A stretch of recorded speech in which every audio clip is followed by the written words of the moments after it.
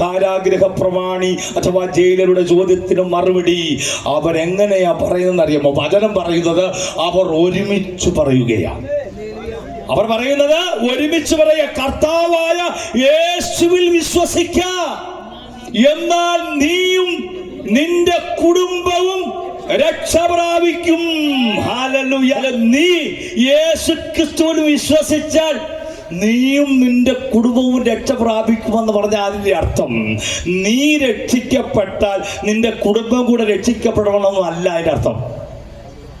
മനസ്സിലായോ? പറഞ്ഞേ, നിന്റെ കുടുംബം കൂടെ രക്ഷിക്കപ്പെടുമെന്നല്ല അതിൻ്റെ അർത്ഥം. നീ രക്ഷിക്കപ്പെട്ടതുപോലെ നിന്റെ കുടുംബവും യേശുക്രിസ്തുവിനെ വിശ്വാസത്താൽ സ്വീകരിച്ചാൽ രക്ഷിക്കപ്പെടും.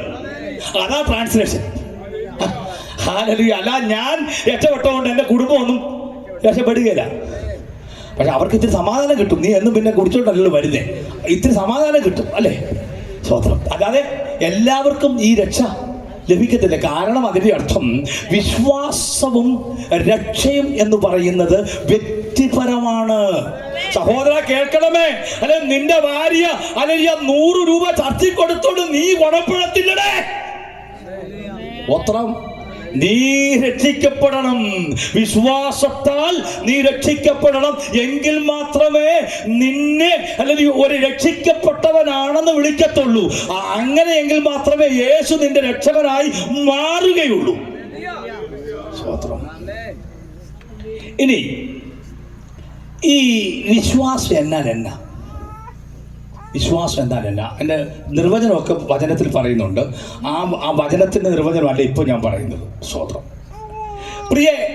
പ്രിയ ദൈവമക്കളെ, ഈ രക്ഷയുടെ അടിസ്ഥാനമാണ് വിശ്വാസം. രക്ഷയുടെ അടിസ്ഥാനമാണ്. നമുക്കൊക്കെ ഈ നമ്മുടെ വിശ്വാസത്തിൻ്റെ ഈ ബേസ്മെൻ്റ് ഇല്ല. അതാ പ്രശ്നം.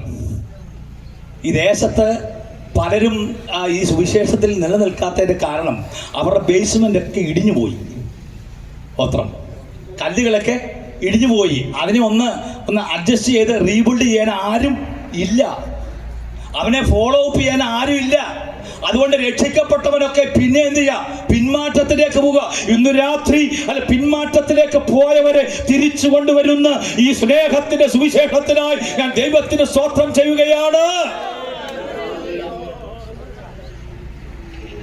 ഈ വിശ്വാസം എന്തിനു വേണ്ടിയാ? വിശ്വാസം എന്നാ? ഞാൻ പറഞ്ഞു, രക്ഷയുടെ അടിസ്ഥാനമാണ് വിശ്വാസം. വിശ്വസിക്കുവാൻ നമുക്ക് 2 കാര്യങ്ങൾ വേണം. ഒന്ന്, ക്രിസ്തുവിലുള്ള സ്വത്രം എന്താണെന്നറിയോ? അറിവുണ്ടാകണം. 2, നമ്മുടെ സമ്മതം വേണം. മനസ്സിലായോ? ക്രിസ്തുവിലുള്ള അറിവും നമ്മുടെ സമ്മതവും കൂടെ ചേരുമ്പോഴാണ് വിശ്വാസം ഉണ്ടാകുന്നത്.